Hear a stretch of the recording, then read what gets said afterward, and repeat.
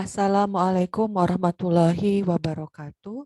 Alhamdulillahirabbil alamin. Kali ini kita akan berdiskusi mengenai tema atau topik yang baru, yaitu adalah sistem kardiovaskuler, di mana sistem kardiovaskuler dibagi menjadi dua kali pertemuan. Ini yang pertama mengenai hematologi dan yang kedua mengenai jantung. Nah, sistem kardiovaskuler sendiri sebetulnya ada tiga komponen utama, ya, ibaratnya aktor utama, yaitu ada darah, jantung, dan pembuluh darah. Jadi, ketika berbahas sistem kardiovaskuler ini, kita tidak akan jauh-jauh membahas ketiga apa namanya eh, apa aktor tadi gitu ya di dalam proses sistem kardiovaskuler. Nah, berbicara terkait dengan tujuan belajar, kita akan banyak membahas mengenai fungsi karakteristik dari darah, kemudian bagaimana cara pembentukan darah atau kita sebut dengan hematopoiesis, kemudian terkait dengan karakteristik tiap-tiap darah, ada sel darah merah, sel darah putih, platelet atau apa namanya sel keping darah gitu ya, kemudian atau trombosit, kemudian ada hemostasis, ya bagaimana caranya darah untuk menghentikan pendarahan ya pada saat terluka dan seterusnya. Kemudian kita juga sedikit membahas terkait dengan penggolongan darah. Bismillahirrahmanirrahim, kita akan mulai untuk belajar di tujuan utama, tujuan pertama. Pertama adalah terkait dengan fungsinya, di mana kita ketahui bersama bahwa darah itu memiliki tiga fungsi utama sebagai regulasi, transport ya atau apa namanya alat yang digunakan untuk mengirimkan sesuatu gitu ya, dan juga proteksi atau perlindungan. Kita ketahui bersama terkait dengan regulasi ini darah itu dia dapat membantu untuk menjaga kesetimbangan tubuh, homeostasis ya, homeostasis itu sendiri di mana kita ketahui bersama ketika sirkulasi darah itu dapat membantu tetap terjaganya homeostasis. Nah, darah sendiri dapat juga menyeimbangkan pH darah. Ya, pH darah itu sekitar 7,4 ya, cenderung basah. Nah, misal apa namanya ada kemasukan ya apa benda-benda atau barang yang memiliki sifat asam kuat atau misalnya basanya juga basa kuat, maka dia itu akan bisa menyetimbangkan pH-nya. Jadi darah itu akan membuat apa namanya selalu membuat suasana cenderung basa ya 7,4. Nah, di samping itu pula darah juga dapat membantu proses ini ya suhu tubuh. Ya, kita ketahui bersama bahwa pada saat panas, kemudian kan suhu tubuh kita kan juga ikut tinggi ya, lingkungan suhunya tinggi, suhu tubuh kita juga ikut tinggi. Tetapi darah dapat melakukan homeostasis. Dia akan membakar ya proses-proses di dalam tubuh sehingga muncullah keringat atau misalnya urin misalnya ya berkemih misalnya. Tapi biasanya kalau misalnya pada saat suhu panas itu berkeringat gitu ya. Jadi untuk apa? Untuk menyetimbangkan suhu tubuh ya. Dan bagaimana kalau misalnya lingkungannya itu dingin? Ya sama juga. Jadi apa namanya pembuluh darah itu karena memang dia itu suhunya 38 derajat Celcius ya, di mana dia itu akan memberikan kehangatan gitu ya untuk tubuh kita sendiri. Nah, kemudian sebagai transport, nah sebagai alat transportasi di mana darah itu kita ketahui bersama, masih ingat ya sirkulasi peredaran darah kecil darah besar, nah di mana darah akan menuju ke jantung, kemudian jantung dikirimkan ke paru-paru, di mana di paru-paru di sana yang mana darah sudah mengangkut hasil respirasi ya, hasil respirasi di dalam sel-sel dalam bentuk produk CO2 akan ditukar dengan O2 di dalam paru-paru. Nah, kemudian O2 itu diangkut oleh darah dan darah akan mengangkut kebutuhan O2 mengirimkan ke sel-sel di dalam tubuh kita. Nah, jadi dia transport ya. Nah, kemudian bagaimana terkait dengan proteksi gitu ya. Kalau proteksi itu sendiri kita tahu bersama juga ya bahwa kalau tanpa darah mungkin kita akan sering sakit ya, flu sedikit langsung flu-nya itu drop gitu kan. Nah, di sini teman-teman pasti sudah tahu bahwa ada tugas utama sel darah putih yang mana dia sebagai fagositosis, memakan ya, memakan dan juga melawan dan juga akan memakan bakteri, mikrobakteri yang organisme-organisme asing yang mengancam jiwa, begitu maka akan teraktivasi itu ya darah untuk melawan penyakit ya dengan jalan apapun itu, dengan jalan yang berbeda-beda ya. Nah, kurang lebih seperti itu untuk fungsi darah. Terkait dengan karakteristik darah itu sendiri, darah itu cenderung lebih kental dibandingkan dengan air. Jadi kalau teman-teman ya mungkin kalau yang mahasiswi ya sering ada period ya, menstrual period kan sering mengeluarkan darah tiap bulannya, bisa melihat ya konsistensi dari darah itu sendiri memang cenderung lebih kental dibandingkan air. Jadi bisa dibayangkan oleh teman-teman kalau misalnya kita kurang minum air putih, maka akan jauh lebih kental lagi gitu ya. Jadi akan terasa lemas. Kenapa kok lemas?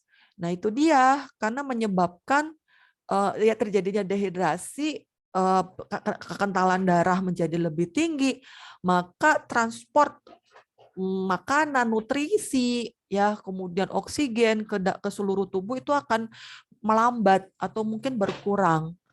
Makanya misalnya pada saat bulan puasa sahurnya kurang atau minum air putihnya tidak cukup, maka itu akan terasa darah itu akan lebih kental gitu ya. Jadi akan cenderung lemes, sering nguap-nguap ya. Jadi ya memang betul sih ibadahnya orang puasa itu di siang hari adalah tidur ya. Tidur saja sudah dinilai ibadah, tapi ingat ya tidurnya orang ibadah itu tuh karena mungkin semalaman suntuk dia itu mengaji, beribadah kan begitu. Tapi kalau misalnya begadang, nonton drakor, ya itu tidak termasuk ya. Nah, jadi dari situ kan kita sudah bisa tahu bahwa oh ternyata kenapa kok saya itu sering ngantuk kalau pas puasa. Ya karena memang transportnya itu darah itu memberikan oksigen ke sel-sel tubuh, ke otak itu menjadi lambat atau mungkin juga akan kekurangan. Jadinya ya nguap-nguap terus begitu. Ya. Kemudian untuk untuk temperaturnya ya, untuk suhunya 38 derajat Celcius ya, dan juga untuk pH-nya tadi sudah saya sampaikan memang cenderung basa ya. Nah, untuk berapa banyak sih darah di dalam tubuh kita, silakan hitung sendiri-sendiri. 8% dikali berat badan. Nah, itulah misalnya berat badannya itu katakanlah 60 misalnya 60 kilo ya. Berarti ada 4,8 sampai 5 liter ya darah di dalam tubuh manusia tadi. Nah, kurang lebih seperti ini nih poin 5. Kalau laki-laki 5 sampai 6, kalau perempuan 4 sampai 5 liter. Ya.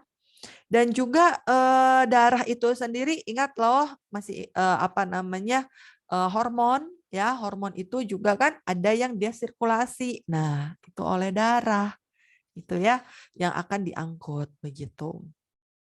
Ya. Jadi beberapa hormon tuh kayak insulin misalnya ya, itu juga misalnya tiroid ya, itu kemudian aldosteron ya, itu juga sangat penting sekali hormon-hormon yang akan diangkut, regulasinya itu diangkut oleh darah gitu ya. Oke, baik. Kemudian terkait dengan sekarang kita berbicara tentang komponen darah. Nah, komponen darah sendiri sebetulnya secara umum itu dibagi menjadi dua ya.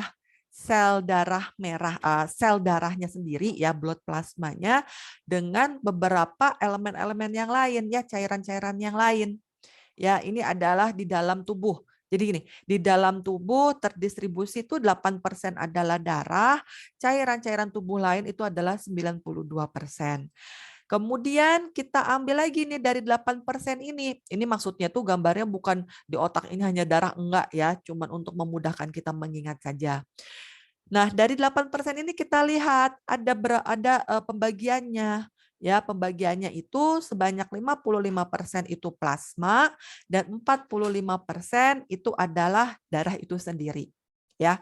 Jadi sebetulnya lebih sedikit lagi ya darahnya, tapi kan terencerkan karena adanya tadi ada plasma, kemudian cairan tubuh gitu. Nah, di sini ya coba teman-teman perhatikan ya dalam plasma. Memang paling banyak itu udah air. Ya, darah itu memang paling banyak tetap air karena dia mengencerkan gitu. Jadi sebagian sebagian kecilnya yaitu tadi ada eritrosit, leukosit, platelet atau trombosit. Ya, itu untuk dari elemen darah itu sendiri. Ya, jadi teman-teman pernah melihat nggak ya alat untuk memisahkan darah? Jadi besok kalau praktikum farmakologi, adik-adik diminta untuk mengambil darah ya, tenang bukan darah praktikan yang lain sebagai probandus tidak, tetapi biasanya darah mencit begitu diambil darahnya, kemudian akan menggunakan alat yang diberi nama centrifuge. Nah nanti di dalam tabung ini ya, tabung ini dimasukkan darahnya kemudian disentrifuge ya dengan kecepatan tertentu yang mana dia itu tidak ada di sini ya, di mana nanti akan terpisahkan. Jadi 55% ini plasma, 45% itu terlihat sekali. Sangat terlihat sekali. Ya, pembagiannya itu seperti apa? Terlihat bagian yang yang bening dan juga bagian yang berwarna merah gitu ya. Nah, untuk plasma sendiri tadi ya banyak ada protein, air. Untuk protein ada albumin, globulin. Nah, ingat, lihat nih di dalam albumin itu ada 57 sampai 60%. Kenapa kita harus belajar sampai ke sini? Iya, karena kan kita farmasi, kita apoteker, calon apoteker yang mana nanti kita akan membahas mengenai ikatan protein, ikatan obat ya dengan protein itu seberapa banyak.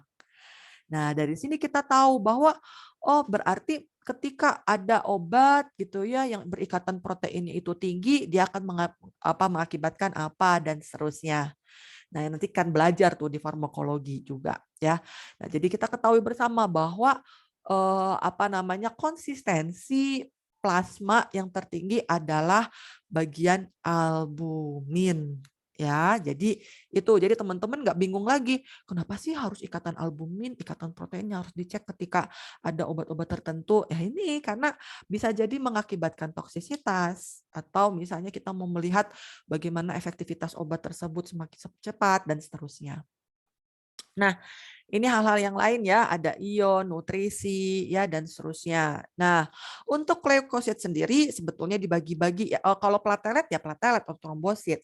Kalau leukosit itu sendiri dibagi-bagi, ada neutrofil, limfosit, monosit, eosinofil, basofil. Ya, kita akan belajar nanti lebih jelas mana yang agranulosit, mana yang granulosit. Nah, ini yang sel darah merah. Oke, ini adalah proses pembuatan dari sel darah. Ya, jadi sel darah itu proses pembuatannya itu memang dimulai dari stem cell. Ya, jadi di awal proses yang kita sebut dengan hemopoiesis ini, ya, jadi diawali pada saat dilahirkan bayi, ya, bayi dilahirkan. Hemopoiesis yang pertama kali terjadi itu di bagian yolk sac. Ya, jadi itu terjadi di yolk sac itu tuh pada embrio ya. Jadi pada saat embrio, pada saat di dalam masih janin itu misalnya sudah terbentuk hemopoiesis gitu ya, yolk sac di dalam embrio. Kemudian setelah itu dari yolk sac itu sendiri beralih ya, semakin tua janinnya beralih ya, beralih ke liver ya, ke proses pembuatan. Jadi gini, mungkin saya ulang kembali ya. Jadi proses pembentukan darah di dalam tubuh manusia itu terjadi sebetulnya sebelum dilahirkan. Ya, sebelum dilahirkan. Jadi hemopoiesis yang pertama kali terjadi itu dulu pada saat embrio itu di yolk-sac. Ada yang bilang yolk-sac itu seperti kuning telur, gitu ya.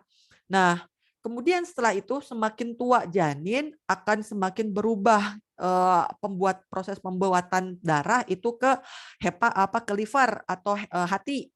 Kemudian spleen atau spleen, thymus atau limfa. Jadi kayak empedu ya, kurang lebih sama, kurang lebih dekat dengan hepar ya dari organnya. Nah, itu terjadi pada fetus. Fetus itu janin yang siap untuk dilahirkan. Nah, kemudian untuk red bone marrow ya, untuk sel darah merah itu sendiri, dia pertama kali muncul ya 3 bulan sebelum dilahirkan. Nah, setelahnya baru sel-sel darah yang lain pada saat dilahirkan. Nah, jadi di sini ya mungkin kita bisa sebut ini adalah yolk-sac ya, pluripotent stem cell. Kemudian membelah menjadi myeloid stem cell dan lymphoid stem cell. Jadi ini cikal bakal ya, cikal bakal pembentukan sel darah itu dari pluripotent stem cell dibagi menjadi dua ya, membelah menjadi dua bagian, ada myeloid stem cell dan lymphoid stem cell. Nah, kalau untuk myeloid stem cell itu dibagi menjadi 3 bagian. Ada colony forming unit yang merupakan cikal bakal dari eritrosit, kemudian ada colony forming unit dalam colony forming unit tuh ini ya, kayak satuan gitu ya, satuan. Ini ada yang menjadi eritrosit, ada yang menjadi mekariosit dan juga granulosit makrofag. Nah, untuk eritrosit ini dia itu cikal bakal sel darah merah. Kalau yang megakariosit cikal bakalnya platelet. Ya. Kalau yang granulosit makrofag itu cikal bakalnya leukosit. Ya. Nah, di sini myeloid juga akan menghasilkan sel emas. Nah, sel emas itu sebetulnya termasuk dalam komponen darah salah satu darah juga, tetapi kita tidak akan banyak membahas tentang sel emas karena nanti sel emas lebih ke arah proses alergi ya. Nah, kita satu persatu terkait dengan ini ya, yang berwarna hijau itu progenitor, sel progenitor. Jadi sel progenitor itu tuh kayak sel awalan juga gitu ya, termasuk sel awalan. Nah, kalau prekursor itu berarti bahan baku ya. Jadi dia bahan baku, sudah menjadi bahan baku. Nah, kalau yang berwarna kuning ini ya udah terjadi. Jadi apa kejadiannya? Oh, jadi sel darah merah. Oh, jadi trombosit begitu ya. Nah, pada perjalanan eritrosit dia akan berkembang menjadi proeritroblas. Nah, dari proeritroblas akan menjadi retikulosit, kemudian kan menjadi keping-keping bagian-bagian darah ya. Bagian-bagian darah itu adalah sel darah merah. Begitu cara membacanya sebetulnya ya. Kemudian ini juga sama megakarioblas menjadi megakariosit dan kemudian akan menjadi cikal bakalnya menjadi platelet. Begitu pula dengan ini granulosit makrofag. Nah, kalau yang lymphoid stem cell dia ini akan membentuk T lymphoblas, B lymphoblas dan NK lymphoblas. Ya. Nah, untuk T lymphoblas dia akan cikal bakal menjadinya T sel, ya, sel T. Atau kalau yang B lymphoblas akan menjadi sel B. Kalau yang NK limfoblas menjadi sel NK atau sel pembunuh ya, atau sel T sitotoksik. Banyak namanya sel NK ini. Nah, kemudian dari sini apa namanya ini ya, monosit perjalanannya dia akan menjadi makrofag. Makrofag itu dia kayak bertugas bertanggung jawab untuk memakan. Jadi kalau ada zat-zat senyawa asing di dalam darah akan langsung dimakan. Ya, dia akan membentuk makrofag besar gitu ya. Jadi itu ibaratnya tuh kayak pengangkut tong sampah ya, pengangkut sampah begitu. Nah, ini untuk membedakan mana granulosit dan agranulosit ini ya. Jadi di sini eosinofil, basofil dan neutrofil termasuk dalam granular. Kalau ini agranular. Apa bedanya? Coba teman-teman bisa memperhatikan ya. Banyak sekali granular. Granular tuh kayak granul-granul gitu ya, apa bulir-bulir begitu. Kalau di sini tidak ya. Dan ini semua dari granular ini dan agranular ini semuanya masuk ke dalam sel darah putih. Jadi tugas mereka sebagai apa namanya perlawanan, proteksi di dalam fungsi dari darah tadi. Nah, ini satu persatu mengenai pembuluh darah, sel darah. Ya, pertama kita membahas terkait dengan sel darah merah. Ya, siapa sih yang nggak tahu sel darah merah ya? Jadi apa namanya sel darah merah ini atau sering disebut dengan eritrosit gitu ya, memiliki bentuk yang cukup unik ya, bikonkav ya.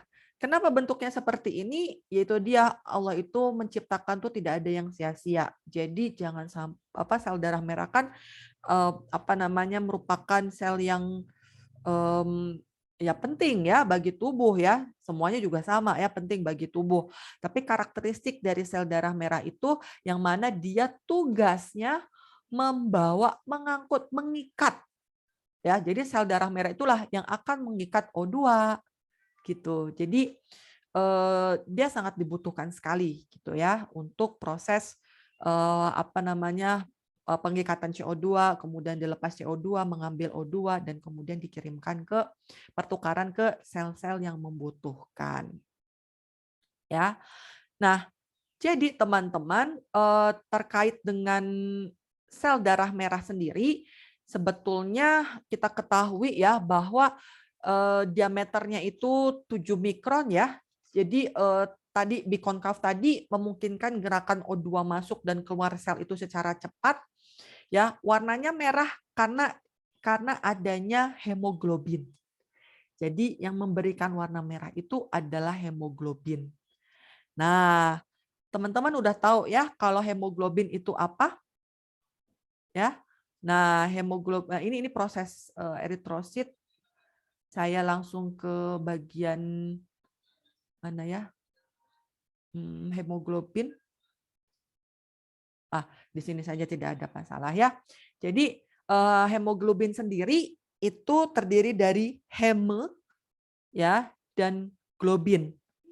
Nah, untuk heme sendiri itu adalah besinya. Kalau globin bagian proteinnya. Ya. Nah, fungsinya untuk mengikat oksigen. Jadi darah tanpa hemoglobin nggak bakalan bisa, sel darah merah tanpa hemoglobin nggak bakalan bisa untuk mengikat oksigen gitu ya.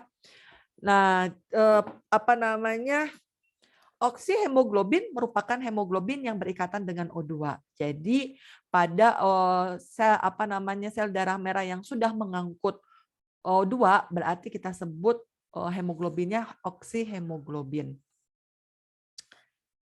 Pada sel darah merah, eritropoiesis, ya, pembentukan sel darah merah maksud saya.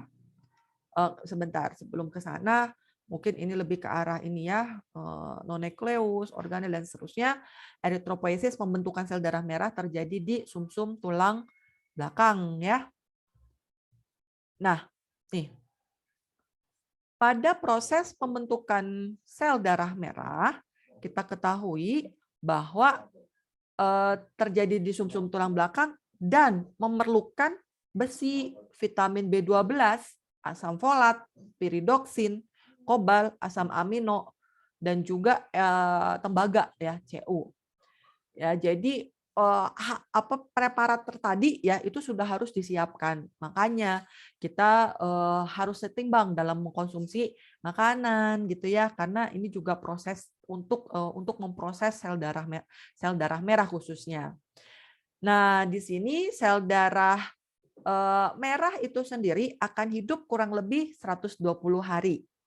Ketika sudah 120 hari dia akan hancur ya, apoptosis, sudah memiliki sistem masing-masing, dia akan hancur. Jadi kalau misalnya seperti bom bunuh diri gitu ya, dia akan hancur sendiri 120 hari dan kemudian serpihan-serpihannya itu akan dimakan oleh makrofag. Gitu ya.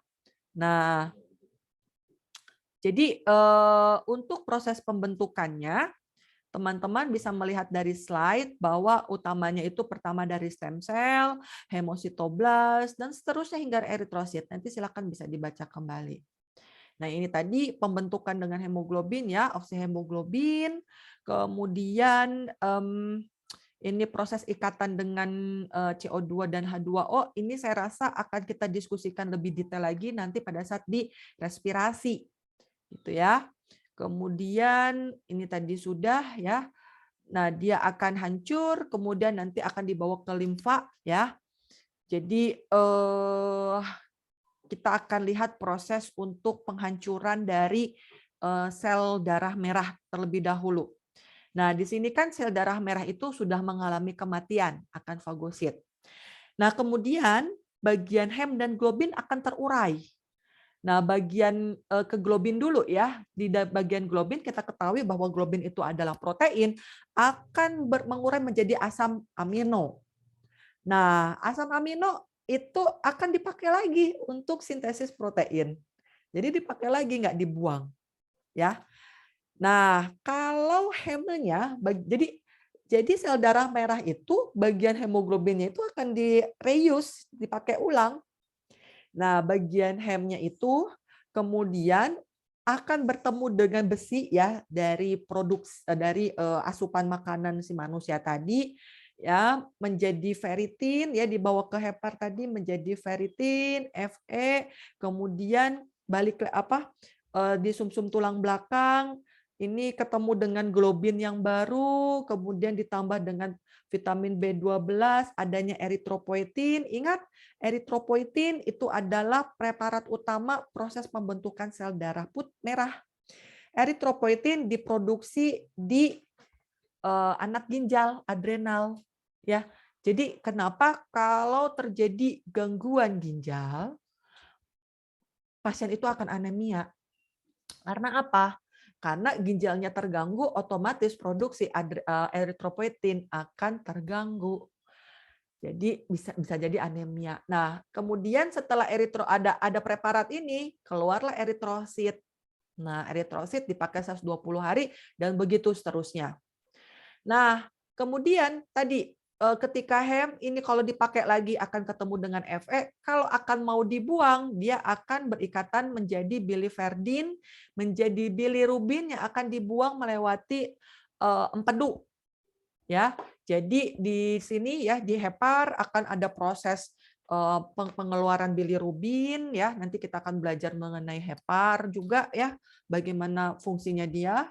Nah, nanti dari hepar akan keluar ke usus ya, dikeluarkan ini usus besar dan nanti akan dikeluarkan dalam bentuk feses. Makanya kenapa feses bentuk warnanya itu cenderung kekuningan karena itu dari proses bilirubin tadi. Nah, di sini ada juga proses untuk urobilinogen itu dikeluarkan juga dalam bentuk urin. Makanya urin kita cenderung berwarna kuning ya, karena itu tadi dari bagian heme itu tadi ya cikal bakalnya. Nah, itu ya. Jadi teman-teman sudah tahu ya terkait dengan bagaimana proses pembentukan dan juga penghancuran dari sel darah merah itu sendiri. Ini saya lewati, kita masuk ke leukosit. Nah, leukosit sendiri tadi ya ada bagian agranular dan juga ada bagian granular. Ya. Oke, dalam posisi ini kita bisa memastikan, kita bisa mencermati ya, seperti apa sih apa namanya tipe-tipe dari sel darah putih itu tadi. Oke. Kita akan mulai dari granular terlebih dahulu ya. Dari granular kita ada basofil, ada neutrofil dan juga ada eosinofil. Ya, untuk basofil itu sendiri coba teman-teman lihat banyak nukleusnya ya. Nah, ini tuh nukleus inti-intinya. Jadi yang membedakan dengan granular tuh itu. Jadi banyak inti-inti tadi yang berbentuk granul-granul tadi. Ya. Kemudian kalau yang agranular dia itu memang granulnya itu memang tidak bisa dilihat di bawah mikroskop, tetapi kalau misalnya pun ada ya sangat sedikit. Ya, sangat sedikit. Nah, ini ya limfosit dan juga monosit. Nah, tadi jangan lupa ya, monosit itu dia berkembang akan menjadi makrofag. Kalau limfosit dia akan ada sel T, sel B, dan sel NK. Ya. Oke, kemudian nah ini bentuknya secara jelas ya, neutrofil, eosinofil, basofil, limfosit dan juga monosit. Ya, bentuk-bentuknya. Nah, ini mungkin untuk memudahkan kita untuk apa sih kita belajar ini ya. Pada saat teman-teman melihat pemeriksaan darah, pasti kan kita tahu pasti ketika memeriksakan leukositnya itu ada angka neutrofil, limfosit, monosit dan seterusnya. Bagi kita hal ini sebagai kita akan melihat bagaimana efektivitas dari obat yang digunakan pasien. Ya, tetapi kita juga bisa tahu bahwa ketika neutrofilnya itu tinggi maka indikasinya apa, ketika rendah akan indikasinya apa. Mungkin saya sedikit untuk misalnya seseorang pasien mengalami infeksi bakteri. Nah, biasanya neutrofil yang akan tinggi. Jadi kita bisa jadi gini, ketika ada antigen datang, tadi kan ya di awal kan diceritakan bahwa darah sebagai proteksi akan dengan jalur yang berbeda-beda gitu. Jadi dengan caranya menyampaikan bahwa terjadi infeksi, terjadi proses perlindungan proteksi dari sel darah, khususnya sel darah putih, dan nanti terlihat kenapa kok neutrofil tinggi? Karena neutrofil yang aktif gitu. Jadi kalau misalnya neutrofilnya tinggi, berarti dia yang memerangi aktif. Nah, ini jadi berarti dia indikasi adanya suatu infeksi bakteri. Nah, ini perlu ini ya keterlibatan dari dokter ya. Ketika kita nggak bisa ya melakukan diagnosis. Oh, neutrofilnya tinggi, limfositnya normal dan seterusnya, berarti dia infeksi ini nih. Enggak. Kita hanya bisa tahu bahwa ikut memastikan bahwa pasien ini mengalami infeksi bakteri sehingga nanti treatmentnya apa begitu. Jadi kita bisa menyesuaikan terapinya. Nah, itu bagaimana kalau misalnya ini juga sama ya identifikasi. Kemudian untuk platelet sendiri ya, untuk platelet sendiri juga sama, kita ketahui bersama kalau platelet kan untuk keping-keping darah ya atau trombosit digunakan proses koagulasi ya, proses koagulasi. Nah, di sini mungkin kita akan kita akan muncul istilah hemostasis ya. Nah, tapi sebelumnya kita berkenalan dulu nih dengan platelet. Nah, jadi platelet itu sendiri sebetulnya dia itu suatu tadi ya dimulai dari myeloid stem cell ya yang akan develop ya, yang akan berkembang menjadi megakaryot ya, megakaryot colony forming cell, kemudian berkembang menjadi megakaryoblas. Nah, dari megakaryoblas itu menjadi megakaryosit dan megakaryosit itu menjadi platelet ya. Nah, bentuknya seperti ini platelet tuh ya. Nah, ini jadi lebih kecil platelet itu. Ya, nah lihat ya, ini bentuknya ya. Oke. Nah, dia itu tidak ada nukleus ya, tidak memiliki inti sel ya. Kemudian juga dia memiliki bagian-bagian dalam sel itu sendiri ya. Kemudian dia melakukan clotting factor ya untuk pembekuan darah. Ya, proses pembekuan darah dan seterusnya. Nah, kita lanjut saja ya untuk hemostasis. Jadi hemostasis itu sebetulnya untuk mencegah agar darah itu tidak keluar banyak gitu ya. Ketika terjadi luka nggak langsung keluar darah semuanya. Bisa dibayangkan Anda bayangkan ember gitu ya. Ember ketika ada lubangnya tidak terjadi proses penjedalan untuk memastikan bahwa lubangnya itu dihentikan, air tersebut akan keluar hingga habis. Nauzubillah min dzalik, itu pendarahan. Jadi akan ya cepat meninggal lah pasiennya ya. Sehingga ada proses yang kita sebut dengan hemostasis. Nah, hemostasis ini sendiri ya dia intinya adalah suatu respon untuk menstop pendarahan. Ya. Sama enggak hemostasis dengan homeostasis? Ya, sebetulnya hemostasis adalah bagian dari homeostasis, ya dong. Karena hemostasis itu kan yaitu tadi untuk mencegah kondisi di dalam tubuh itu tidak seimbang. Oke, nah ini ya prosesnya ketika misalnya ada bagian kulit terkelupas, ya terpotong, maka dia akan ada proses penjedalan, clot. Nah, ini ada step-stepnya, ya. Ada step-stepnya untuk melakukan hemostasis. Ya, pertama adalah vascular spasm. Jadi pembuluh darah itu akan mengkerucut, akan spasme ya, akan berkontraksi, akan mengecil ya untuk memastikan lubang dari tadi ya, misalnya ada anak yang sedang masak kemudian tidak sengaja bagian jarinya itu terpotong misalnya. Nah, kemudian terjadilah vascular spasm di daerah tersebut ya. Dan dari situ itu akan keluar darah.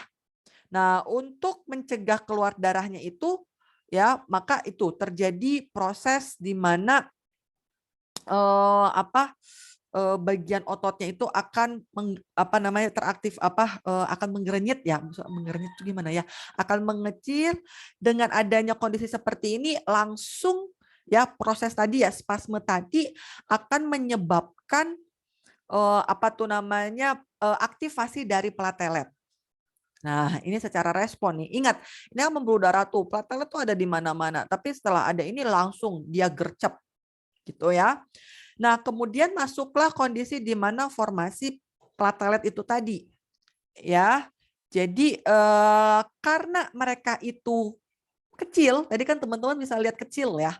Karena mereka itu kecil, jadi platelet itu dia bisa meliuk, jadi akan segera mudah untuk masuk ke bagian ini.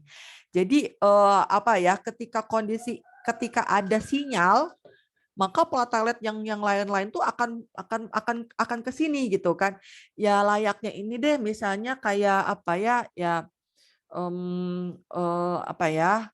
ya kayak misalnya ada pencuri yang pencuri di sini, misalnya di pintu ini segera langsung masuk pengawas-pengawas yang lain gitu ya untuk datang ke sini. Nah, kita sebut dengan pencuri itu adalah bagian lukanya, mencuri darahnya, pengawas-pengawasnya itu adalah bagian bagian trombositnya. Nah, itu langsung ya ke sana. Dengan adanya platelet, nah dia akan melakukan suatu yang kita sebut dengan platelet agregasi. Di sana terjadi juga ada proses memproduksi ya, enzim akan teraktivasi, ada enzim tromboksan, ada prostaglandin, ya itu terproduksi semua di sana. Ya. Nah, kemudian ada proses terjadinya penggumpalan darah. Nah, kita sebut dengan ini ya, formasi clot. Mungkin ini lebih jelasnya di sini. Ya. Jadi terjadinya injury, adanya luka, perlukaan, kemudian darah itu ya akan keluar, kemudian terjadi vascular spasm ya menjadi mengecil. Tadi lihat ya, ini tadinya agak besar tapi ini menjadi menciut ya untuk mencegah ya biasa homeostasis di sana. Untuk mencegah darah keluar banyak akan mencut, dengan adanya mencut ini teraktivasilah platelet. Nah, platelet teraktivasi ya, dia itu akan langsung fokus ke bagian yang tadi terluka. Ya. Nah, kemudian platelet itu akan mendatangkan bala tentaranya tadi ya. Apa namanya? Ya seperti memproses memproses dari untuk proses penggumpalan darah itu tadi.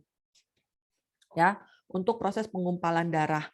Nah, kemudian di sini kita lihat ya, platelet ini akan teraktivasi, kemudian akan menyebabkan banyak sekali yang akan forming platelet plaque. Gitu ya, akan intinya itu ingin menutup, platelet akan menutup bagian yang terluka tadi. Jadi platelet tumpuk, tapi juga kan ada proses di mana tadi ada proses-proses yang harus untuk menjaring. Jadi jaring-jaring itu tadi. Jadi membuat jaringnya. Nah, terjadilah suatu proses koagulasi. Nah, jadi nggak jadi nih pembuluh darah yang lain tidak, maaf, darah-darah yang lain tidak bisa keluar dari sini. Ini ada jalurnya, ini adalah jalur dari intrinsik dan ekstrinsik. Ya, jadi ini akan teraktivasi ketika prosesnya perlukaan.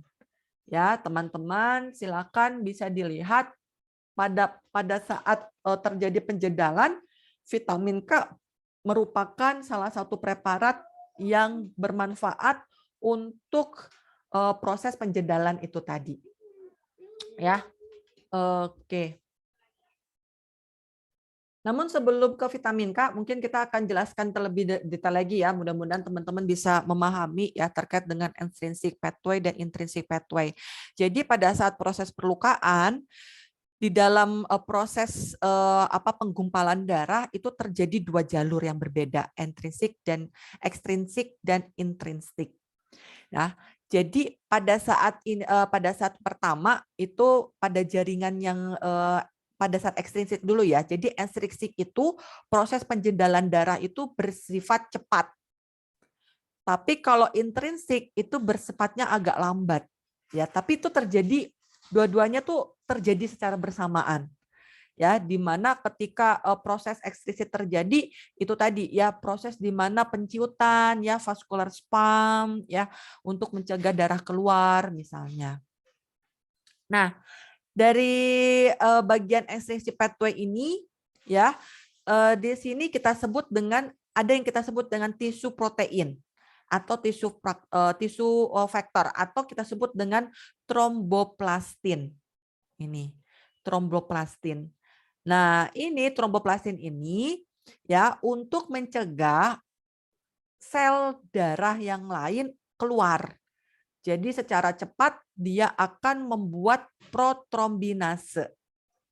Jadi TF ini adalah campuran dari lipoprotein dan fosfolipid ya yang akan dirilis karena adanya kondisi ini tadi, yang akan dirilis karena ada kondisi sel yang rusak gitu ya. Kemudian dengan adanya Ca2+ yang ada di dalam darah itu sendiri, maka TF ini akan memulai untuk melakukan proses yang kita sebut dengan protrombinase. Ya. Jadi dengan adanya Ca2+ akan terjadinya clotting factor atau penjedalan ya, clotting factor X. Nah, ini clotting factor X. Nah, dia akan teraktivasi. Dengan adanya aktivasi ini akan mengaktifasikan protrombinase. Ini enzim ya. Kalau yang ase-ase itu pasti enzim. Nah, sehingga itu akan ya menjadi lebih komplit saja gitu ya untuk protrombinasenya. Jadi protrombinase itu dia dia tuh proses untuk yaitu tadi untuk menjedalkan darah ya, enzim tadi ya. Nah, kemudian di sisi lain faktor intrinsik ya dari tadi bagian yang terluka tadi. Nah, ini memang sedikit agak lambat ya karena dia prosesnya itu dari dalam ya, dari dalam. Jadi pertama dia itu dari pembuluh darahnya. Jadi dari pembuluh darahnya itu yang tadi rusak ya akan expose collage fiber. Jadi dia tuh akan mengaktifkan bagian plateletnya ya, mengaktifkan bagian plateletnya, kemudian teraktivasi 12 ya, clotting factor 12 yang mana akan dimulai reaksinya untuk yang clotting factor yang X ini tadi dengan bantuan CA2+ sama. Nah, kemudian nanti bersama-sama menjadi komplit menjadi protrombinase. Nah, kalau yang bagian ini juga sama akan teraktif tadi ya platelet, kemudian ini juga akan akan teraktivasi juga enzim dari protrombinase. Kalau jalur yang lain yang biasanya terjadi secara cepat juga itu di kondisi di bagian di bagian perlukaan ya, di bagian perlukaan. Jadi dengan adanya protrombinase yang sudah terbentuk ya kan merupakan awal permulaan dari common pathway. Ya, kemudian dari protrombinase tadi masih ditambah dengan katalisator ya, CA ya. Dia akan mengkonversi merubah protrombin. Protrombin ada di mana? Ada di darah. Protrombin menjadi trombin. Nah, kemudian dari trombin ya, dengan juga bantuan dari CA2+, nah, dia akan merubah menjadi fibrinogen. Ya. Fibrinogen kemudian ya, dari fibrinogen akan merubah menjadi bagian fibrin. Fibrin itulah yang mungkin memudahkan teman-teman tuh kayak jaring-jaring. Oke? Silakan bisa diulang kembali ya prosesnya. Jadi pada intinya penjedalan darah itu dimulai dari aktivasi vascular spam, aktivasi platelet, kemudian terjadinya proses ekstrinsik intrinsik, kemudian adanya koagulasi yang itu ditandai dengan bagian protrombinase akan merubah dengan bantuan CA merubah protrombin menjadi trombin, trombin dibantu oleh CA2+ juga akan menjadi fibrinogen, fibrinogen akan menjadi fibrin. Nah, untuk vitamin K itu sendiri memang dia juga dibutuhkan ya vitamin K. Ya, dibutuhkan dan secara normal sebetulnya vitamin K juga diproduksi oleh tubuh juga gitu ya. Dan ya untuk vitamin K itu sendiri tidak pendarahan tidak akan terkontrol kalau misalnya terjadi kekurangan vitamin K. Jadi vitamin K secara tidak langsung dia juga bisa digunakan untuk menghentikan pendarahan. Ya, vitamin K-nya sendiri. Kemudian sekarang yang terakhir adalah blood group atau golongan darah ya. Nah, di sini untuk penggolongan darah itu sendiri, kenapa sih kita harus mempelajari hal tersebut? Jelas ya, kalau misalnya ada kebutuhan darah kan kita juga tahu ya, golongan darah itu banyak hal yang kita bisa pelajari. Jadi intinya misalnya ada pasien yang membutuhkan darah kan kita harus tahu golongan darah dia apa dan juga bagi yang memberi apa yang namanya yang mendonorkan darah juga harus tahu itu golongan darahnya apa. Jangan sampai terjadi penolakan. Bahkan kalau misalnya terjadi penolakan mungkin itu yang menyebabkan kematian. Nah, di sini ada yang kita sebut dengan agglutinogen dan agglutinin. Oke, apa itu agglutinogen? Agglutinogen itu jadi dia itu adalah suatu apa ya, agglutinogen antigen. Jadi kayak dia tuh menstimulasi akan memproduksi agglutinin antibody ya ketika ada reaksi imunogenik. Ya, misalnya ada reaksi imunogenik, nah dia akan terjadi proses apa namanya bereaksi gitu ya. Nah kalau agglutinin itu sendiri dia itu anti atau mungkin kita bisa menggunakan kalimat yang lebih bisa dipahami ya. Agglutinogen itu adalah antigen ya. Kalau agglutinin itu adalah antibody. Nah, asalnya kalau agglutinogen dia berasal dari luar tubuh, ya tubuh yang asing gitu ya. Kalau agglutinin yaitu dari tubuh si manusia itu sendiri. Nah, secara umum sebetulnya golongan darah itu sebetulnya hanya dua, ya. Jadi dari dua glikolipid antigen yang kita sebut dengan A dan B. Ya, sebetulnya ya hanya dua saja, A dan B. Nah, tadi kalau untuk sebelumnya saya mungkin mau menyampaikan lupa tadi menyampaikannya. Golongan darah itu hanya bisa kita ketahui dari sel darah merah saja. Jadi proses coding itu tadi terlihat tuh di golongan darah sel darah merah. Ya. Nah, di sini kita lihat ya bagian eritrosit ketika ada golongan darahnya itu A, ya, golongan darahnya itu adalah A, dia itu erythrocyte with type A surface antigen and plasma with anti-B antibody. Jadi kalau misalnya, nah ini ya, misalnya kan ini serum anti A, ini serum anti B. Nah, kalau misalnya pada golongan darah A dikasih serum anti A atau agglutinogen, ya, agglutinogen A, dia maka akan menggumpal. Kalau dengan B, dia akan larut. Nah, maka blood tipenya itu adalah A. Ya. Nah, kalau misalnya yang ini, yang sebelah sini, itu B, ya berarti ketika dia diberikan agglutinogen B, maka dia akan menggumpal. Bisa teman-teman bayangkan kalau salah kasih darah yang A ke B, B ke A, darahnya akan menggumpal, kan begitu. Ya, jadi harus betul-betul diperhatikan. Nah, kalau AB dua-duanya menjendal. Ya, antara A dan B. Kalau ini sebenarnya ada yang bilang 0 dan O, ya. Tapi karena sudah terbiasa dengan sebutan O, tapi commonnya sih 0.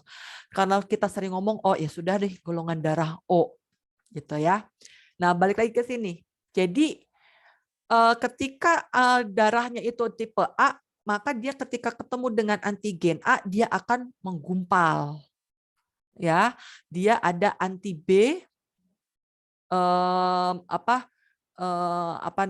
anti B itu dia akan larut ya, anti B antibody gitu ya, dia akan melarut ya, begitu seterusnya.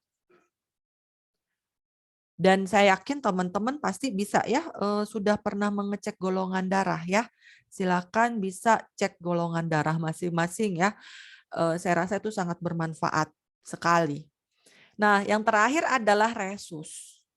Resus itu untuk apa? Jadi sebetulnya resus ya atau sering disebut dengan RH antigen atau RH faktor.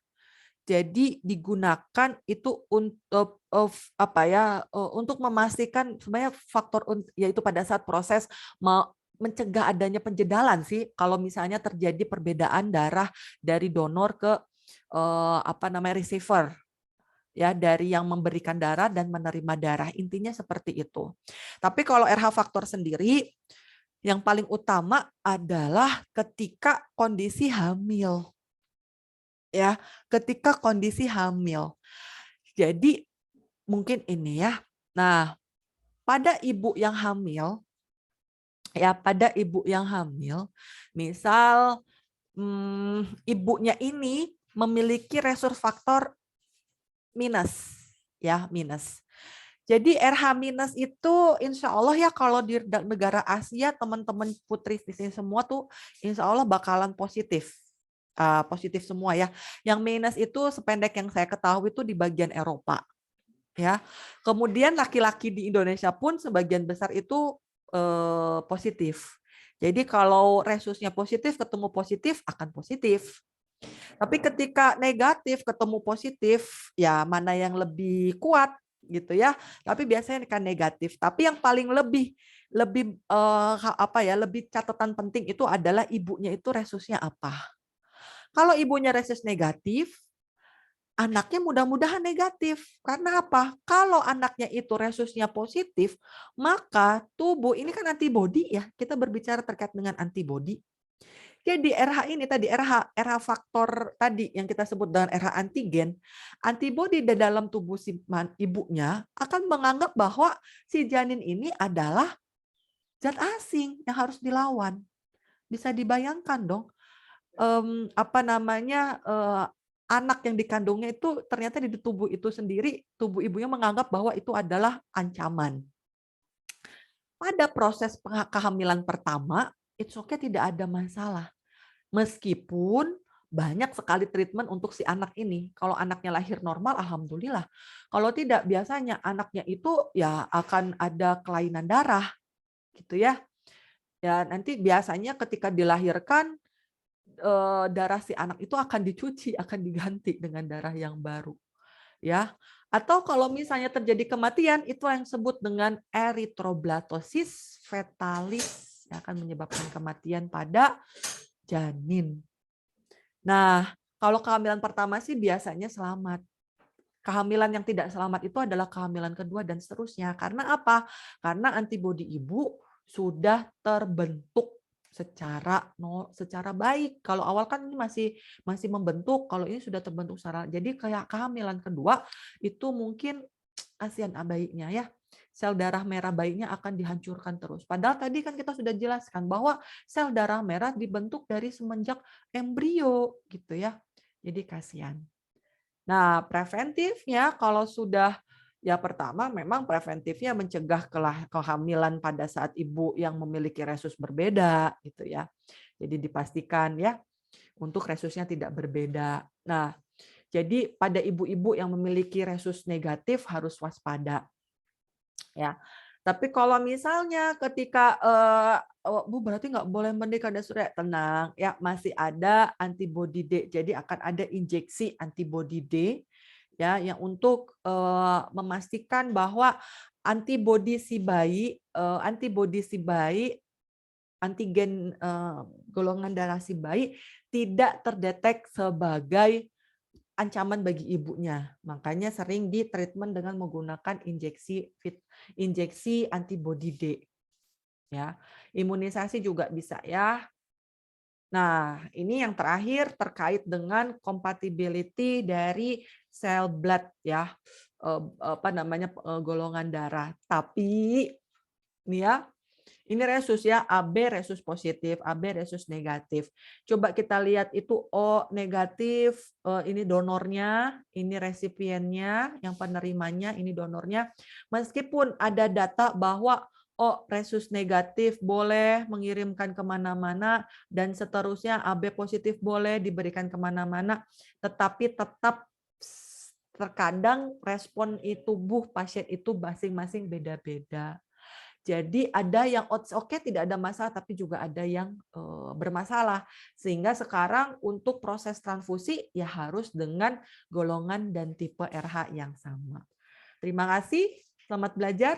Kalau bingung silakan tanyakan kepada dosennya. Bila taufiq wal hidayah, wassalamualaikum warahmatullahi wabarakatuh.